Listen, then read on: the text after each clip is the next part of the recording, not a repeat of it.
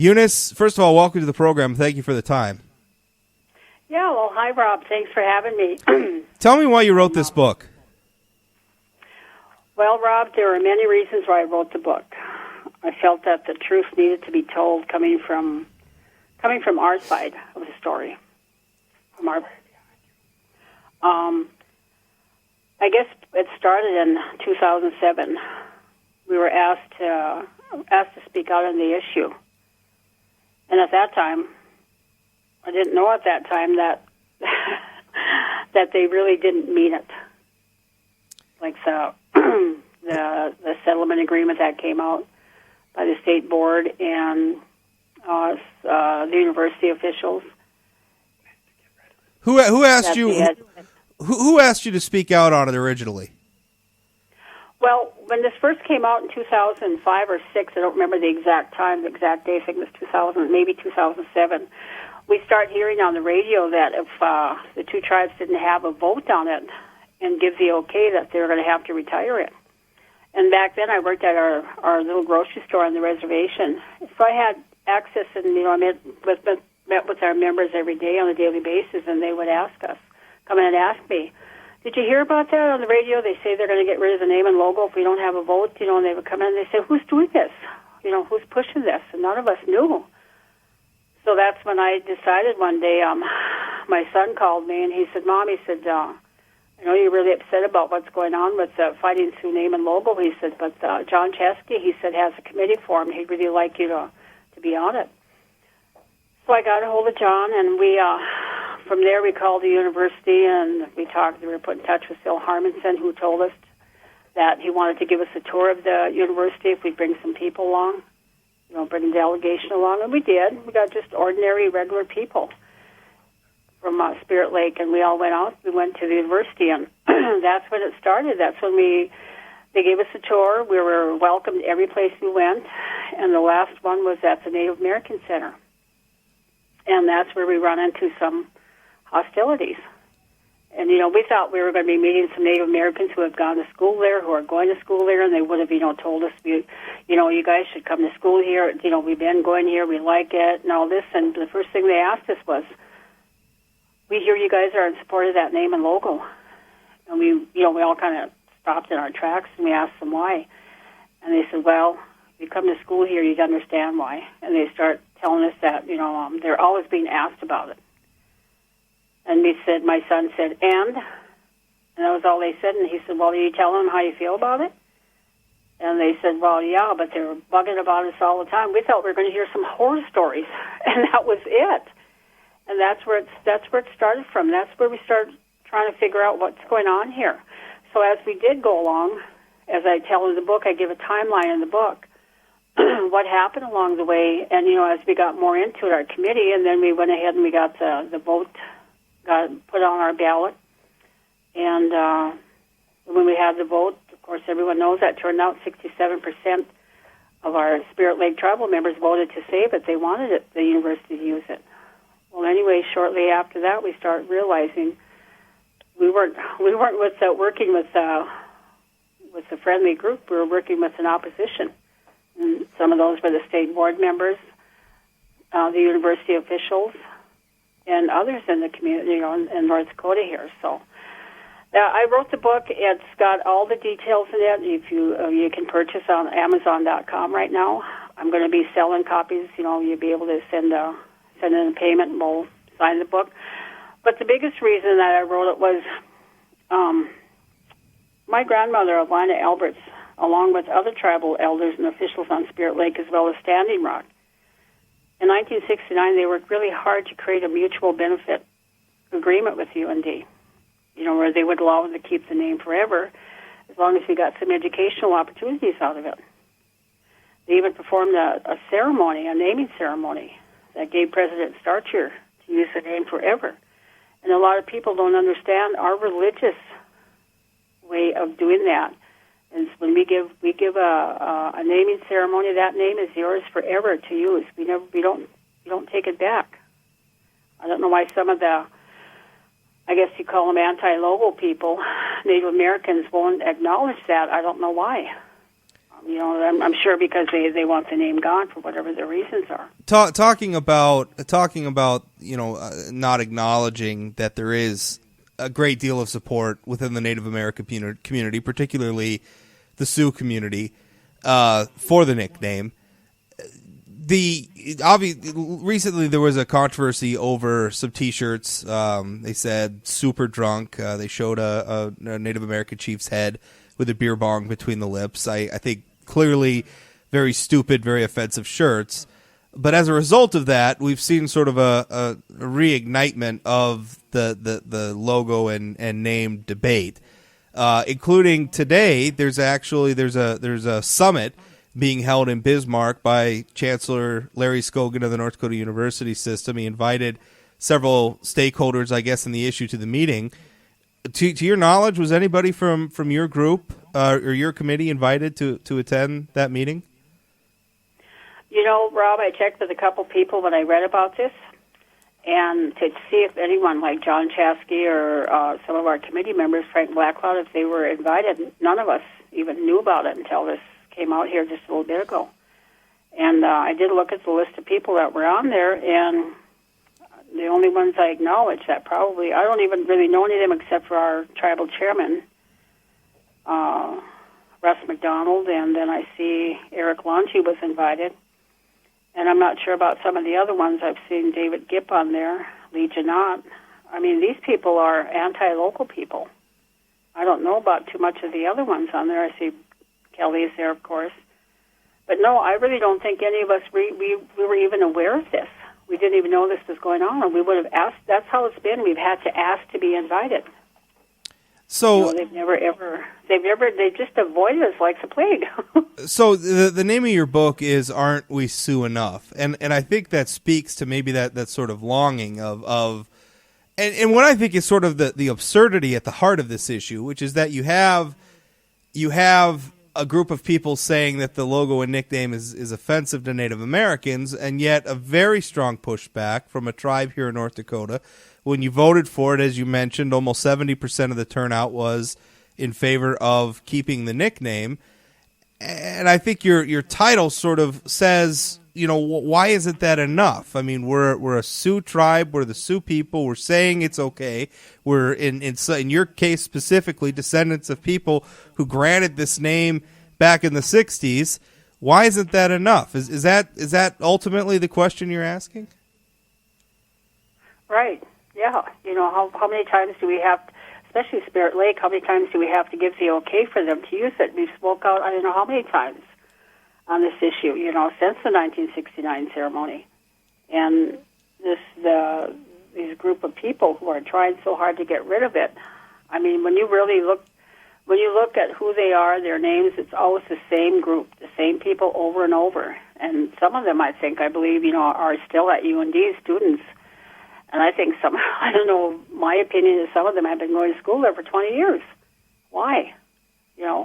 Is that their whole, their career just to go after these names and logos?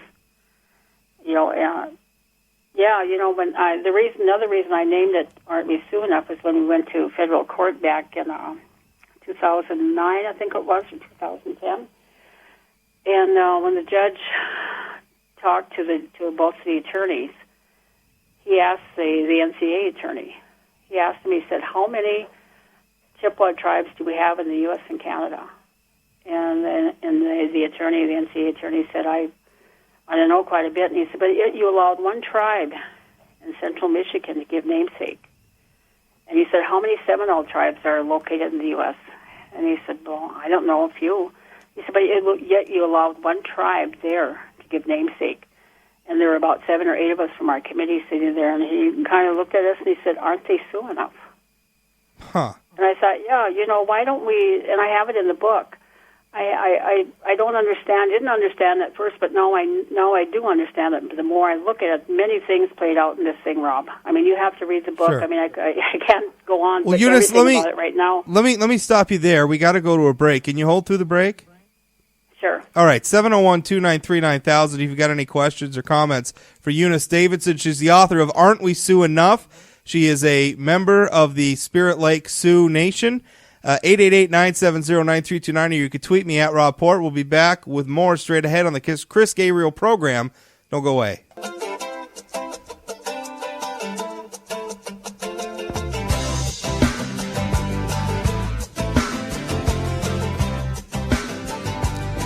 Welcome back. Rob Port in for Christopher Gabriel. You're listening to the Christopher Gabriel program. 701-293-9000, 888-970-9329.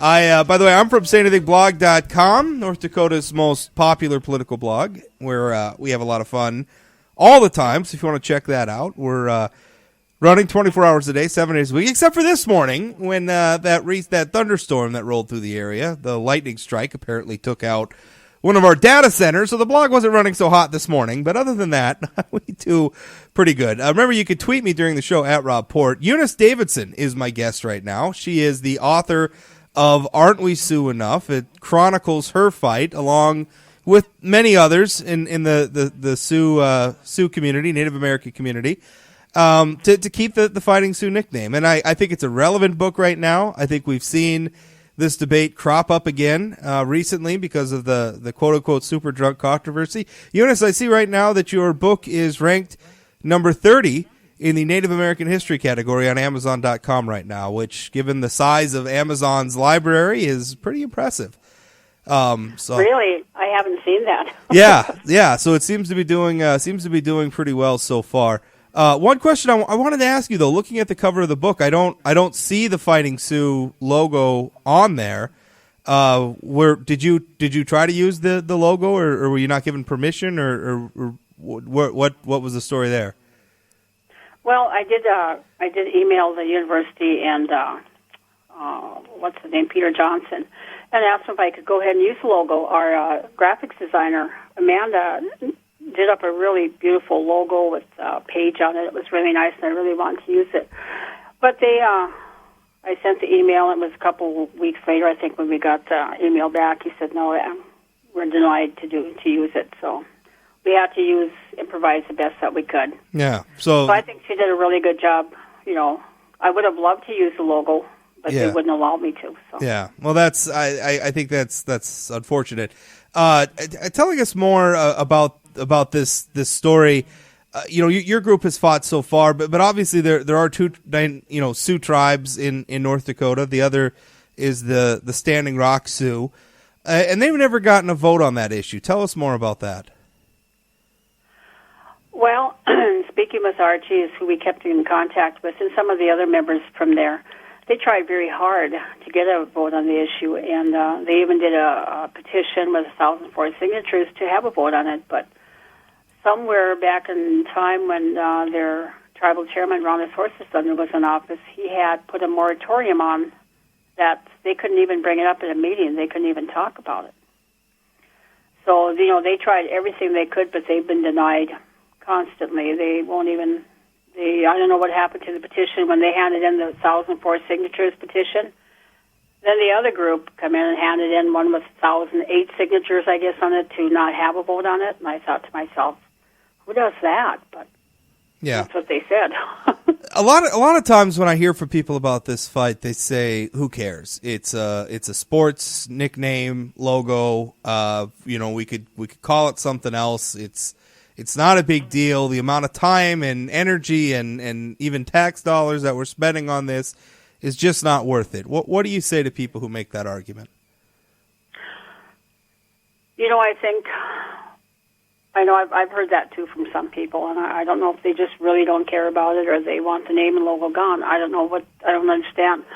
But the whole thing about this is the majority of Spirit Lake, they voted for it.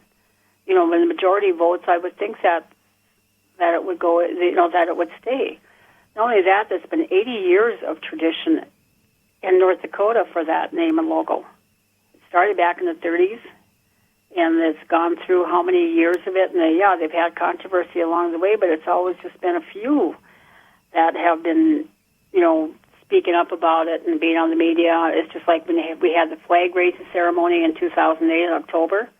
We had 11,000 fans in the arena that witnessed this flag-raising ceremony of Spirit Lake raising their flag next to Standing Rocks. But when I read in the paper the next day, I thought they talked about I think it was 18 protesters outside the arena. Never said nothing about the inside. I thought, were we at the same thing here or in the same town? Because, that the media has just always pushed, and especially the Grand Forks Herald, it just really, really pushed against us supporters.